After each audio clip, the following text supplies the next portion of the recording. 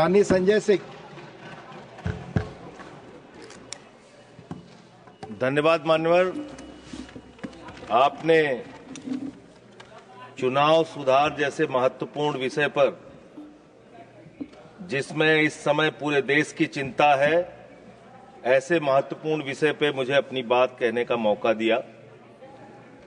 मान्यवर, वोट का अधिकार एक लंबे संघर्ष के बाद हिंदुस्तान को मिला। अंग्रेजों ने 190 साल तक हिंदुस्तान पर राज किया। उनके खिलाफ हमारे क्रांतिकारियों ने, शहीद आजम भगत सिंह ने कुर्बानी दी, शहीद सुखदेव ने कुर्बानी दी, शहीद राजगुरु ने कुर्बानी दी, शहीद राम प्रसाद बिस्मिल ने कुर्बानी दी, शहीद खुदीराम बोस ने कुर्बानी दी, शहीद अशफाक उल्लाह ने कुर्बानी दी, शहीद रोशन सिंह ने कुर्बानी दी, और राष्ट्रपिता महात्मा गांधी ने त्याग और बलिदान से इस देश को आजाद कराया। और जब हमारा मुल्क आजाद हुआ तो भारत के संविधान के रचयिता बाबा साहब डॉक्टर भीमराव अंबेडकर जी ने कहा, इस देश में वोट के मामले में सब समान होंगे। राष्ट्रपति के वोट की भी गिनती एक होगी, प्रधानमंत्री के वोट की भी गिनती एक होगी, मुख्यमंत्री के वोट की गिनती भी एक होगी, सांसद विधायक के भी वोट की गिनती एक होगी, और गांव में रहने वाले मजदूर के वोट की गिनती, दलित के वोट की गिनती, पिछड़े समाज के लोगों के वोट की गिनती, आदिवासी के वोट की गिनती एक होगी। आज एसआईआर के जरिए ये जो चर्चा पूरे देश में खौफ का माहौल बना हुआ है, क्या वास्तव में एसआईआर के जरिए आप मतदाता सूची को साफ करना चाहते हैं या वोटर को ही साफ करना चाहते हैं? आपका मकसद वोटर को साफ करने का है, आपका मकसद वोट चोरी का है, आपका मकसद मतदाताओं की सूची को सही करने का नहीं है। इसलिए यह चिंता है सबको। और दूसरी बात, क्या यह संवैधानिक अधिकार चुनाव आयोग के पास है?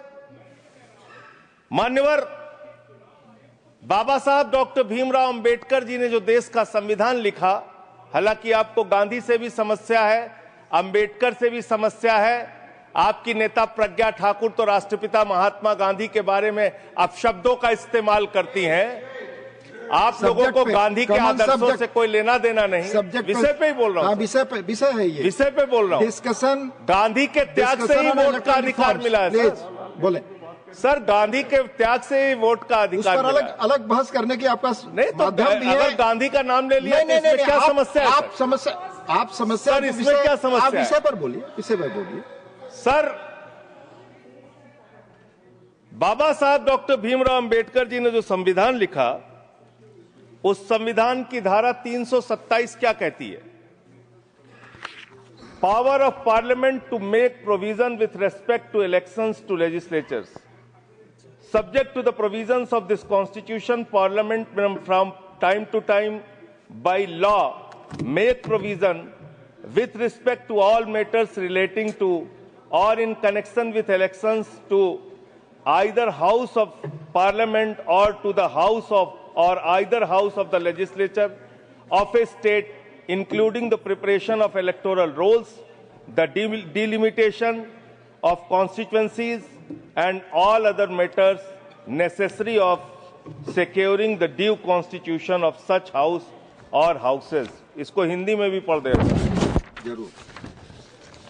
भारत के संविधान की धारा 327 कहती है, इस संविधान के प्रावधानों के अधीन रहते हुए संसद समय समय पर विधि द्वारा संसद के किसी भी सदन या किसी राज्य के विधानमंडल के सदन या किसी सदन के चुनाव से संबंधित सभी मामलों के संबंध में प्रावधान कर सकती है, जिसमें मतदाता सूची तैयार करना, निर्वाचन क्षेत्रों का परिसीमन करना और ऐसे सदन या सदनों के विधिवत गठन को सुनिश्चित करने के लिए आवश्यक अन्य सभी मामले शामिल हैं।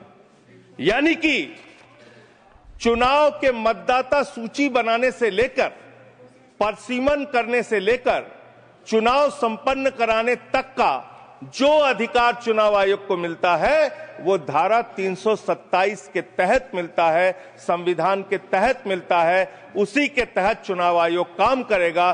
चुनाव आयोग कोई राजनीतिक पार्टी नहीं है, उसको चुनाव नहीं लड़ना है। चुनाव लड़ना है राजनीतिक पार्टियों को। राजनीतिक पार्टियां बैठती हैं पार्लियामेंट में और संविधान के मुताबिक जो 327 के तहत पावर चुनाव आयोग को दी जाएगी, उसी के तहत चुनाव संपन्न होगा। अब आगे आ जाइए सर। अब लोक प्रतिनिधित्व कानून 1950 क्या कहता है, जिसमें मतदाता सूची का जिक्र है। इसमें साफ तौर पे लिखा हुआ है, इसकी धारा 20 उपधारा 3 में अंतर्विष्ट किसी बात के होते हुए भी निर्वाचन आयोग किसी भी निर्वाचन क्षेत्र या निर्वाचन क्षेत्र के भाग के लिए निर्वाचक नामावली में ऐसी रीति में जिसे वह ठीक समझे विशेष पुनरीक्षण के लिए निर्देश उन कारणों से जो अवलिखित किए जाएंगे किसी भी समय दे सकेगा। कारण अवलिखित किए जाएंगे, ये साफ तौर पे यहां लिखा हुआ है। एसआईआर आप क्यों करा रहे हैं, ये कारण आपको देश को बताना पड़ेगा, ये कारण आपको देश के सामने रखना पड़ेगा। ऐसे नहीं कि हम तुगलक हो गए हैं, हमारे दिमाग में सनक आ गई है, हम पूरे देश में एसआईआर कराएंगे। संसदीय शब्दों का ही इस्तेमाल नहीं, शब्दों का नहीं सर, प्लीज सर। इसमें क्या गलत मैं कह रहा हूं? क्या तुगलकी फरमान जारी करके एसआईआर कराया जा सकता है? पॉइंट ऑफ ऑर्डर क्या है? पॉइंट ऑफ ऑर्डर किस रूल के तहत? 238 हाँ बोलिए। Clause 5, reflect upon the conduct of persons in high authority unless the discussion is based on a substantive motion. I have already intervened. Please take your seat. हाँ माननीय संजय जी बोलिए आप। Sir, मैं ये कह रहा हूं कि चुनाव आयोग को चुनाव नहीं लड़ना है सर, कानून बनाना है संसद को और उन नियमों का पालन करवाना है चुनाव आयोग को। तो आपको जब ये ताकत ही नहीं है एसआईआर कराने की ताकत ही नहीं है, आप किसी विशेष परिस्थिति में कारण लिखकर तब आप किसी क्षेत्र का, मात्र किसी क्षेत्र का आप एसआईआर करा सकते हैं, पूरे देश का एसआईआर आप नहीं करा सकते। दूसरी बात सर, आते हैं बिहार के ऊपर। उससे पहले मैं थोड़ा जिक्र दिल्ली के चुनावों का कर लूं। दिल्ली के अंदर मान्यवर, मैं एक चीज आपको स्पष्ट कर दूं माननीय संजय सर, जी। हाँ मैं समय दूंगा, मेरा टाइम। माननीय चेयरमैन ने यह बहस शुरू होने के समय ही 3 चीजें बहुत स्पष्ट की थी। उसमें एक ये भी बताया था कि honourable members, I would like to remind you that matters concerning a special intensive revision of electoral laws in various states are presently sub judice and under education of the Supreme Court of India. In this context, your attention is invited to Rule 238(1) of the Rules of Procedure and Conduct of Business in the Council of States, which states that a member while speaking shall not refer to any matter of fact on which a judicial decision is pending. Already judicial decision pending. Judicial decision पे तो मैं बात ही नहीं कर रहा हूं Anything by you breach sir, जो प्रक्रिया संपन्न हो गई मैं उसकी और आपका इशारा कर रहा हूं सर। डिसीजन की तरफ सर, चुनाव सुधार, मैं सुप्रीम कोर्ट के बारे में कोई बात ही नहीं कर रहा हूं सर। यू आर डिस्कसिंग ऐसा, मैं तो सिर्फ प्रोसेस के बारे में बात कर रहा हूं। मैंने आपको बता दिया, प्लीज आप बोले। सर, देश में जो दिल्ली का जो चुनाव हुआ सर, उस दिल्ली के चुनाव में हमने बार बार शिकायत की चुनाव आयोग से। चुनाव आयोग चुनाव के दौरान दी गई शिकायतों को गंभीरता से लेने और उसका निस्तारण करने के लिए बना है। दिल्ली के अंदर जो नई दिल्ली कॉन्स्टिट्यूएंसी है, अरविंद केजरीवाल जी की कॉन्स्टिट्यूएंसी, वहां पर सर चुनाव शुरू होने से पहले ही 42,000 वोट काट दिए गए। 42,000 वोट काट दिए गए। उसका कोई कारण पता नहीं क्यों काट दिए गए, वो 42,000 वोट काट दिए गए।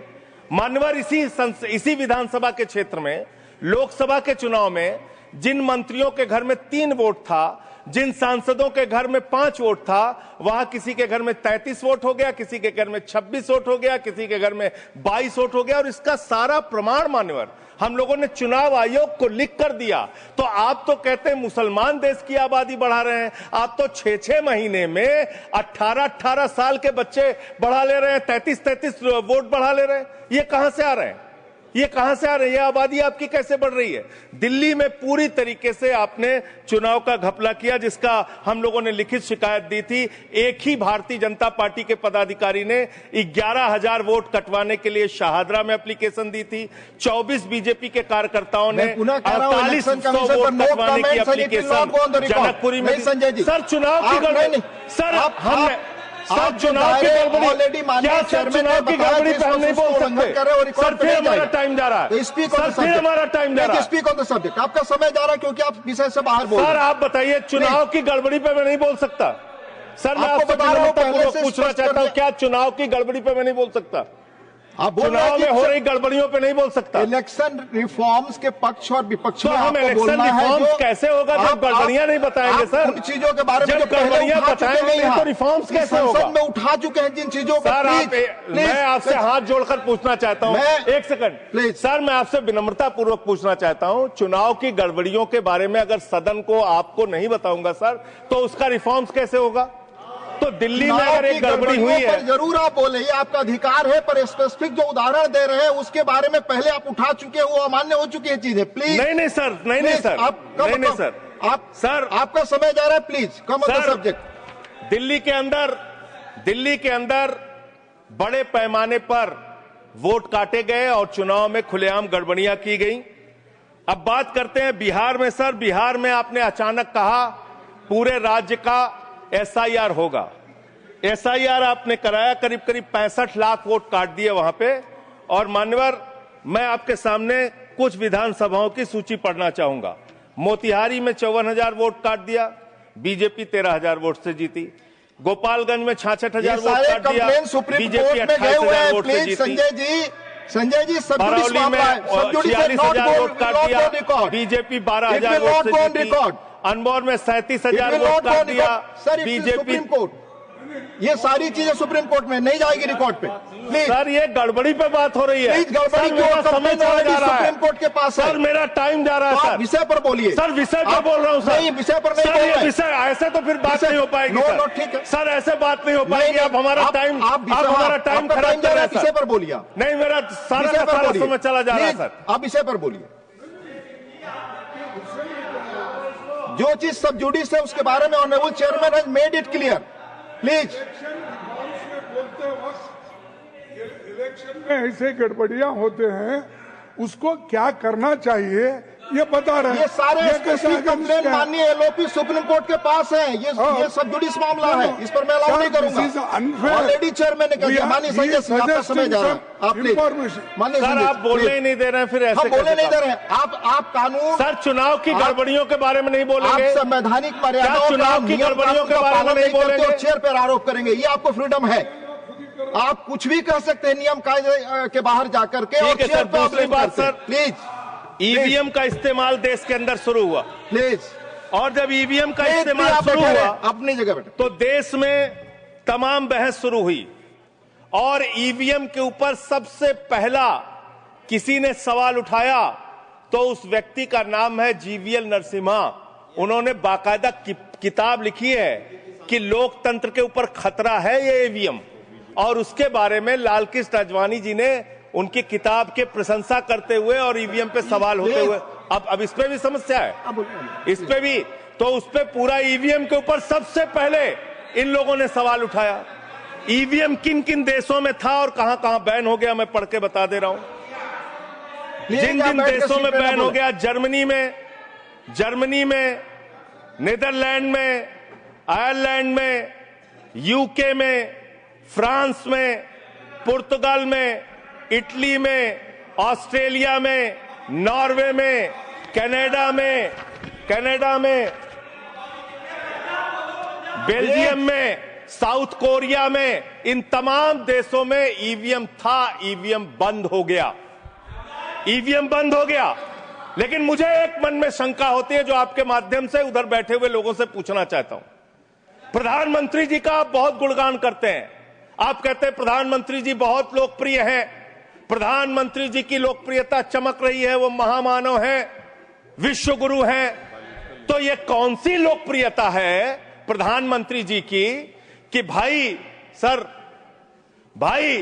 प्रधानमंत्री जी की कौन सी लोकप्रियता है कि ईवीएम से चुनाव कराएंगे तो लोकप्रियता कायम रहेगी, बैलेट से चुनाव कराएंगे तो लोकप्रियता खत्म हो जाएगी। अरे भैया, दोनों में अगर लोकप्रियता कायम है तो बैलेट से चुनाव करा लो, उसमें भी पता चल जाएगा कितने लोकप्रिय है प्रधानमंत्री जी, कितनी लोकप्रिय है भारतीय जनता पार्टी, कितने लोकप्रिय हैं आप लोग, ये आपको पता चल जाएगा। दूसरी बात मान्यवर, दूसरी बात, आपने अभी मैंने सुना कि डिटेंशन सेंटर बनाएंगे घुसपैठियों के लिए, और यह कहा गया कि इस पूरी चुनाव की प्रक्रिया के तहत जो लोग पकड़े जाएंगे घुसपैठिए, उनको उस डिटेंशन सेंटर में रखा जाएगा। मैं आपके माध्यम से इस सरकार से पूछना चाहता हूं, 11 साल से इस देश में ट्रंप की सरकार तो है नहीं, न बराक ओबामा की सरकार है, न बाइडेन की सरकार है, यहां पर प्रधानमंत्री नरेंद्र मोदी जी हैं और गृह मंत्री अमित शाह जी हैं। आपने 11 साल में कितने घुसपैठिए हिंदुस्तान से भगाए, इसके बारे में आंकड़ा दीजिए सदन को आप जानकारी दीजिए। आप बिहार जाते हैं, वहां घुसपैठिया चिल्लाते हैं, झारखंड जाते हैं, वहां घुसपैठिया चिल्लाते हैं, दिल्ली आते हैं, वहां घुसपैठिया चिल्लाते हैं, हरियाणा जाते हैं, वहां घुसपैठिया चिल्लाते हैं, महाराष्ट्र जाते हैं, वहां घुसपैठिया चिल्लाते हैं, आसाम जाते हैं, वहां घुसपैठिया चिल्लाते हैं, घुसपैठिया पकड़ नहीं पाते। यह कौन सा घुसपैठिया है? जहां पर चुनाव होगा वहां आपको घुसपैठिया मिल जाते हैं, आप पूरा चुनाव उसके ऊपर करते हैं। कितने घुसपैठिया बिहार में मिले, इसको बताइए, देश को, इस सदन में बताइए। मैं आपको बताना चाहता हूं मान्यवर, मात्र 315 वहां पर विदेशी नागरिक मिले, जिसमें 78 मुसलमान थे, बाकी नेपाल के हिंदू थे। उसको आप इसलिए आंकड़ा नहीं जारी कर रहे हैं। 65 लाख में सिर्फ 315 मिले, आपकी छाती पे तो सांप लौटने लगा, आपको तो मजा आया नहीं। आप डिटेंशन सेंटर बना रहे हैं उत्तर प्रदेश में। डिटेंशन सेंटर का पता है आपको? कानून, अंतर्राष्ट्रीय नियम। आपको स्कूल बनाने के लिए पैसा नहीं है, आपको अस्पताल बनाने के लिए पैसा नहीं है, मिड डे मील में आप बच्चों को नमक रोटी खिला रहे हैं, नौजवानों को रोजगार देने के लिए आपके पैसा नहीं है, खाद की बोरी देने के लिए पैसा नहीं है। आप कह रहे हैं आप अपनी सनक को पूरा करने के लिए डिटेंशन सेंटर बनाएंगे, जहां पे घुसपैठियों को रखेंगे, उनको फ्री बिजली, फ्री पानी, फ्री एजुकेशन, रहने का घर, सड़क, सब आप अपने पैसे से देंगे, देश की जनता के पैसे से देंगे। इसलिए मैं आपके माध्यम से सरकार को चेतावनी देना चाहता हूं, अगर कोई बांग्लादेशी मिले, कोई पाकिस्तानी मिले, कोई अफगानिस्तानी मिले, तो उसको उसके देश वापस भेज देना। हमारे पैसे से उनको यहाँ पे डिटेंशन सेंटर और घर बना के फ्री में बिजली, फ्री में पानी, फ्री में शिक्षा, फ्री में इलाज मत करना। और ज्यादा अगर आपको चिंता हो तो अपने घर के बाहर एक घर बना लेना, वहां रख लेना, अपने घर में रख लेना। हम लोगों का पैसा मत बर्बाद करो अपनी सनक के चक्कर में, अपने सनक के चक्कर में। दूसरी बात, सनक शब्द असंसदीय शब्द ना बोले। नहीं सर, सनक सर क्या क्या बोलते हैं ये लोग, किसको किसको गाली नहीं देते हैं। संसदीय शब्द ही बोलना है, और आपको भी बोलना है सर। बांग्लादेशी घुसपैठिया की ये लोग बात कर रहे हैं। लश्कर तोयबा का आतंकवादी इनके माइनॉरिटी मोर्चा का अध्यक्ष था जम्मू कश्मीर में।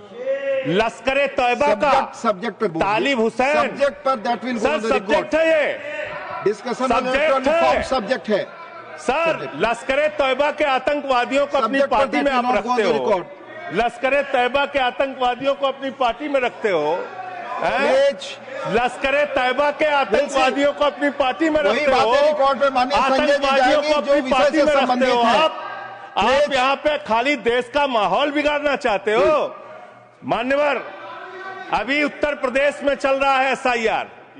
उत्तर प्रदेश में अभी हमारी मीटिंग हुई वहां के मुख्य निर्वाचन अधिकारी से, वो कह रहे हैं 18% वोट काटे जाएंगे, करीब करीब 3 करोड़ वोट हमारे प्रदेश में काटे जाएंगे। और कैसे काटे जा रहे हैं? प्लीज संजय जी आप इधर बोलिए, चेयर की तरफ।